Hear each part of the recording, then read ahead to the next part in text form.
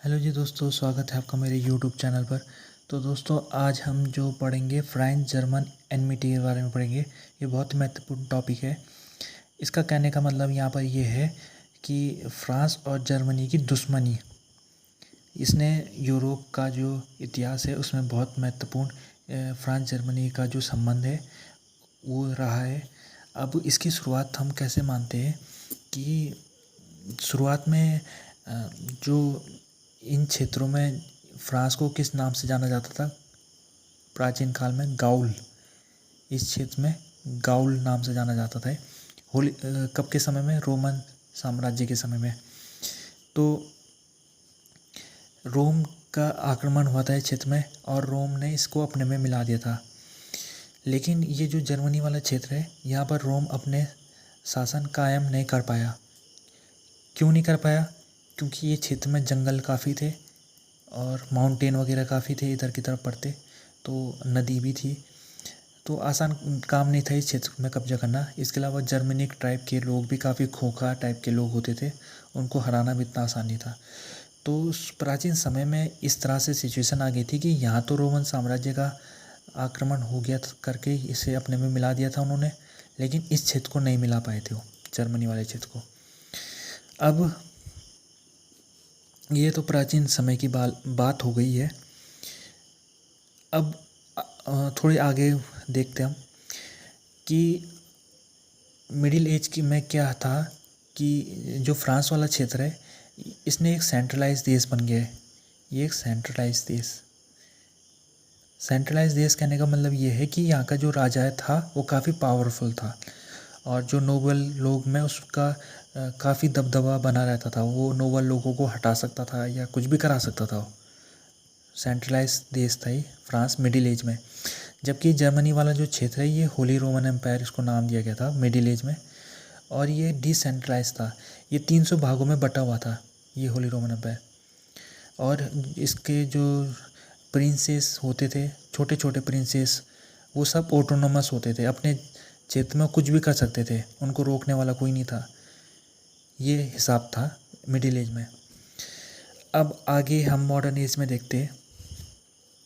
Modern age में ही हुआ ये कि सबसे पहले एक ऑस्ट्रिया इधर की तरफ जगह है, ये ऑस्ट्रिया साम्राज्य है। यहाँ पर कौन सा डायनेस्टी आया? हैसबर्ग डायनेस्टी का राजा यहाँ पर निवास करता था, यहाँ का राजा था। अब हुआ ये कि जो ऑस्ट्रिया का राजा था वही होली रोमन एम्पायर का भी राजा होता था। क्यों होता था? क्योंकि ऑस्ट्रिया जर्मनी का सबसे पावरफुल देश था, या होली रोमन एम्पायर का सबसे पावरफुल देश था। तो इसी वजह से इसको ये प्रिविलेज था इसके पास कि इसी ऑस्ट्रिया का राजा होली रोमन एम्पायर का राजा भी हुआ करता था। लेकिन राजा तो हुआ करता था, लेकिन उसकी पावर काफ़ी कम थी, क्योंकि मैंने अभी आपको बताया कि यहाँ का सिस्टम डिसेंट्रलाइज था। अब ये हुआ कि ये जो फ्रांस है, ये बाउंड्री उसकी लगती है सीधे होली रोमन एम्पायर से, इसकी बाउंड्री लगती थी फ्रांस की। लेकिन फ्रांस की बाउंड्री इधर से स्पेन में भी लगती है। फ्रांस के नेबर कौन कौन से हो गए? एक होली रोमन एम्पायर था और दूसरा यहाँ पर स्पेन भी था इधर की तरफ। अब हुआ ये कि 16वीं शताब्दी में जो हैसबर्ग डायनेस्टी का यहाँ पर राजा था, उसकी सत्ता यहाँ पर भी आ गई स्पेन में। कैसे आई?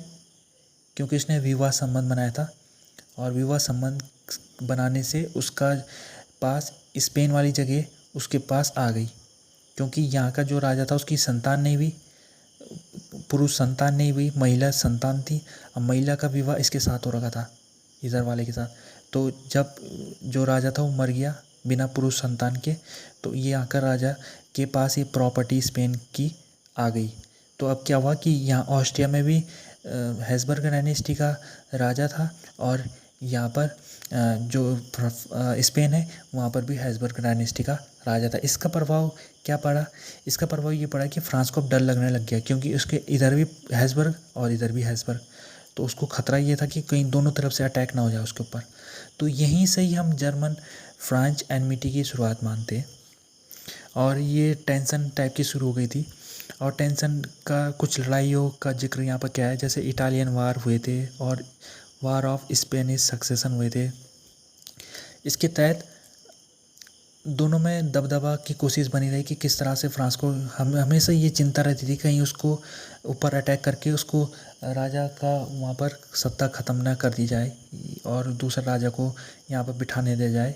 यह समय डर यहाँ फ्रांस के राजा को लगा रहता था। अब हुआ ये, जो असली लड़ाई है वो कहाँ से शुरू हुई? असली लड़ाई हुई थी 30 ईयर वार से। 30 ईयर वार में क्या हुआ था कि हमने उसका वीडियो बना रखा है, उसे आप देख सकते हैं। लेकिन उसके तहत फ्रांस ने, और जो 30 ईयर वार हुआ था वो जर्मनी में इस क्षेत्र में हुआ था, होली रोमन एम्पायर में लड़ा गया था। जितनी भी लड़ाई हुई थी सब इधर ही की तरफ हुई थी। तो और दूसरे देशों ने जर्मनी के ज़मीन में जाके वहाँ पर लड़ाई की थी, यानी जर्मनी के क्षेत्र में लड़ाई हुई है। इसका मतलब ये नहीं है कि यहीं के जो प्रिंस हैं उन्होंने आपस में लड़ाई की थी, ऐसा नहीं था। बल्कि दूसरे देश के लोग भी जर्मनी में आके उन्होंने इस लड़ाई में भाग लिया था। जैसे कि डेनमार्क के लोग भी यहाँ पर आए थे, स्वीडन के आर्मी भी यहाँ पर आई थी। इसी तरह से फ्रांस की आर्मी ने भी यहाँ पर हस्तक्षेप किया था इस जगह में। और उस हस्तक्षेप किस दौर में हुआ था? 30 ईयर पीरियड के दौर में हुआ था, 30 ईयर वार के वाले पीरियड में। इसके तहत फ्रांस ने इस क्षेत्र में पश्चिमी वाले क्षेत्र को अपने में मिला दिया। होली रोमन एम्पायर का पश्चिमी वाला क्षेत्र जिसको हम यहाँ पर नहीं है, अब वो फ्रांस में है, ये वाला क्षेत्र था वो। पहले ये किसके पास था? होली रोमन एम्पायर के पास था। अब ये क्षेत्र की फ्रांस ने अटैक करके इस जगह को कहते थे एलेक्स एंड लोरेन, इसको अपने में मिला दिया। यहीं से ही मुख्य लड़ाई का हम शुरुआत मानते हैं। इसके अलावा लुई 14 जो फ्रांस के राजा थे, उन्होंने क्या किया? जर्मनी फिर से अटैक किया और अब उन्होंने स्पेनिश नीदरलैंड, जो कि होली रोमन एम्पायर का भाग हुआ करता था, उसको भी अपने कब्जे में ले लिया। ये कब की बात थी? ग्रेट तुर्किश वार।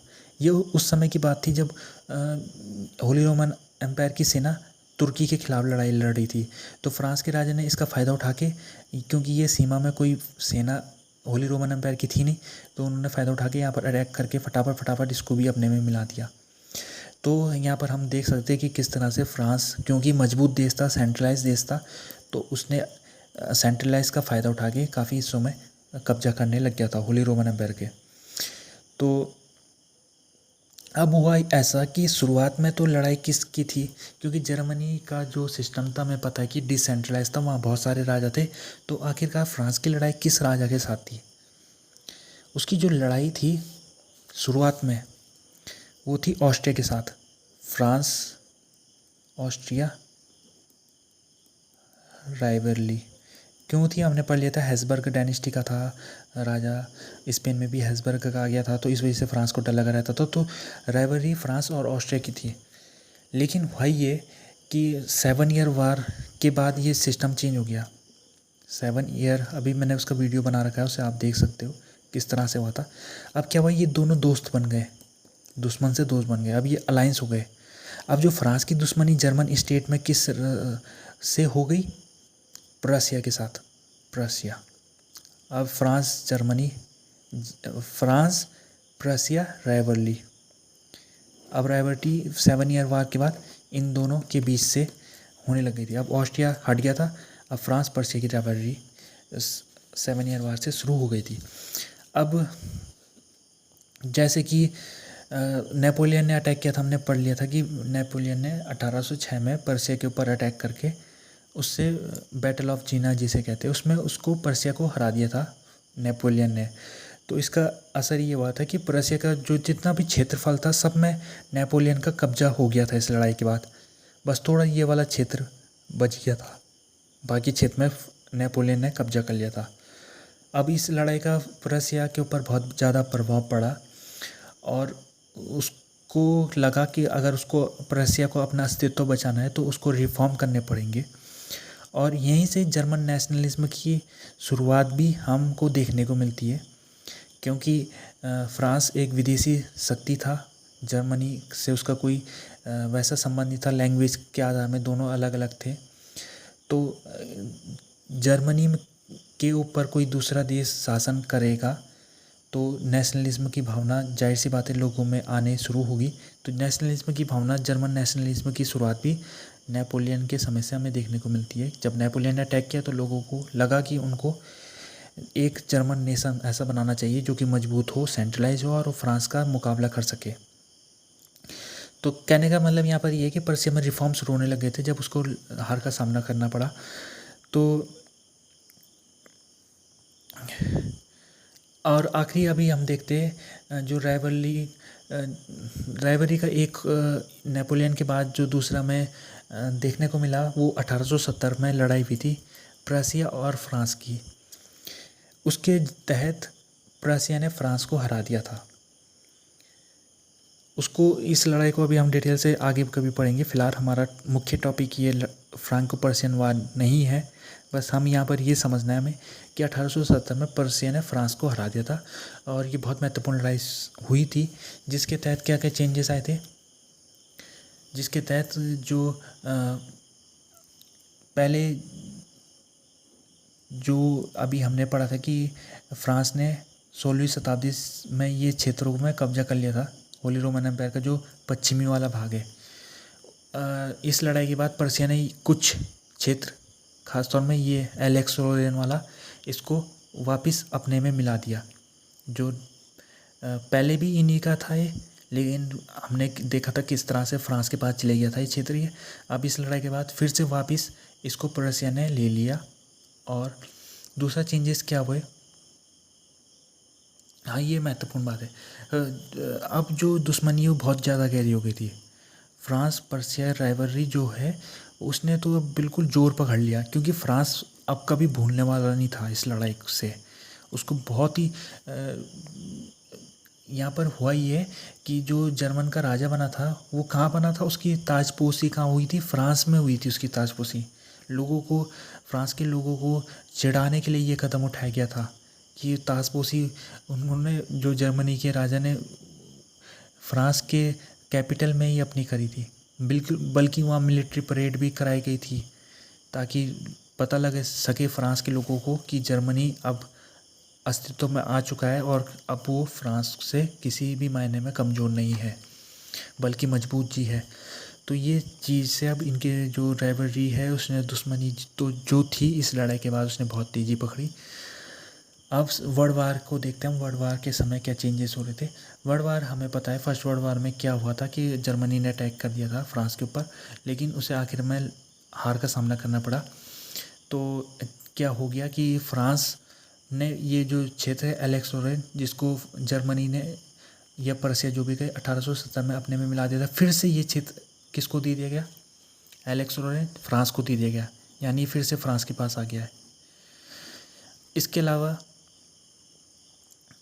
फ्रांस ने जो पीस ट्रीटी साइन होती है हर लड़ाई के बाद, उसमें फ्रांस ने ये कंडीशन लगाई कि उसने बहुत ही ज़्यादा हार्श ट्रीट किया गया जर्मनी को।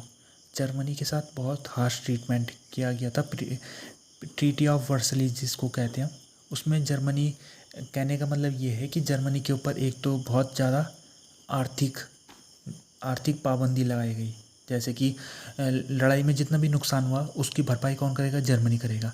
इसके अलावा जर्मनी की सेना को कमज़ोर करा गया, उसकी नेवी को ख़त्म कर दिया गया, ये भी पाबंदी लगाई गई। इसके अलावा बहुत बड़ा हिस्सा जर्मनी का जो ये वाला हिस्सा है उसको अलग कर दिया गया, उसको पोलैंड को दे दिया गया। तो ये सब जो हार्श ट्रीटी लगाई गई जर्मनी के ऊपर, ये किसके नेतृत्व में लगाई गई, फ्रांस के, क्योंकि फ्रांस चाहता था ये जर्मनी को कमज़ोर करना। तो इससे फिर क्या हुई, राइवलरी ने और ज़्यादा जोर पकड़ा। अब जो है जर्मनी वाले, क्योंकि पर्सिया 1871 में जर्मनी का यूनिफिकेशन हो गया था, तो पर्सिया जर्मनी में मिल गया। तो अब क्या राइवलरी हो गई, फ्रांस जर्मनी राइवलरी, इसने जोर पकड़ दिया बहुत ज़्यादा। अब हम सेकेंड वर्ल्ड वार के संदर्भ में देखते क्या क्या चीज़ हुई। सेकेंड वर्ल्ड वार में फिर से जर्मनी ने फ्रांस के ऊपर अटैक किया और आखिरकार लड़ाई ख़त्म होते होते जर्मनी का क्या हो गया, हार का सामना करना पड़ा उसे। हिटलर को हमने देखा ये किस तरह से वो हार गया था लड़ाई। लेकिन अब अच्छा, जब लड़ाई ख़त्म हो गई तो यहाँ के जो यूरोप के देश के नेता थे उन्होंने सोचा कि ये लड़ाई अब बार बार क्यों हो रही है, बार बार इसीलिए लड़ाई हो रही है कि हर लड़ाई में कुछ ना कुछ ऐसा हो रहा है जिससे एक देश बहुत ज़्यादा नाराज़ हो रहा है। क्योंकि 1870 में कौन हुआ नाराज़? फ्रांस हुआ। 1919 में कौन हुआ नाराज़? जर्मनी हुआ। तो ऐसा सिस्टम हो रहा है कि देश के लोग नाराज़ हो जा रहे हारने के बाद, और उनको नफ़रत की भावना उनके अंदर आ रही है, तभी ये लड़ाई हो रही है। तो इसी नफ़रत की भावना को ख़त्म करने के लिए सेकेंड वर्ल्ड वार, ताकि कोई तीसरा वर्ल्ड वार ना हो, एक कॉपरेशन किया गया, फ्रांको जर्मन कॉपरेशन। यानी दोनों देशों के नेताओं ने अब ये ठान लिया कि अब वो आगे लड़ाई नहीं करेंगे और कॉपरेशन करेंगे, यानी मिलजुल के रहेंगे। ये सेकेंड वर्ल्ड वार के बाद ये पॉलिसी अपनाई गई। अब ये है कि मिलजुल के प्रभाव ये पड़ा कि इन्होंने यूरोपियन यूनियन का गठन किया दोनों देशों ने मिलके, जिसके तहत आपस में इन्होंने जो ट्रेड बैरियर जो होते हैं उनको इनके द्वारा ख़त्म कर दिया गया। यानी आपस में ये जो दोनों देश है ये आपस में व्यापार फ्री कर सकते हैं, कोई पाबंदी नहीं होगी। इसके अलावा इन्होंने क्या किया कि फॉरेन पॉलिसी जो इन दोनों देशों की है वो एक जैसी है। यानी जर्मनी का दोस्त फ्रांस का दोस्त, ज़्यादातर मामलों में फ्रांस का दोस्त जर्मनी का दोस्त, तो फॉरेन पॉलिसी दोनों की एक जैसी है। तो इसके तहत भी दोनों में मतभेद नहीं उभरते हैं। तो ये अब क्या है, अब ये दोनों क्या बन चुके, दोस्त बन चुके। फ्रांस और जर्मनी अलायंस में है इस समय। फ्रांस और जर्मनी का अलायंस चल रहा है, और इनके आज के अगर समय में देखा जाए तो दोनों के संबंध बहुत ही ठीक ठाक है। तो यही हमारा आज का टॉपिक था। वीडियो अगर आपको पसंद आया तो वीडियो को लाइक, कमेंट और चैनल सब्सक्राइब कीजिएगा। वीडियो देखने के लिए धन्यवाद।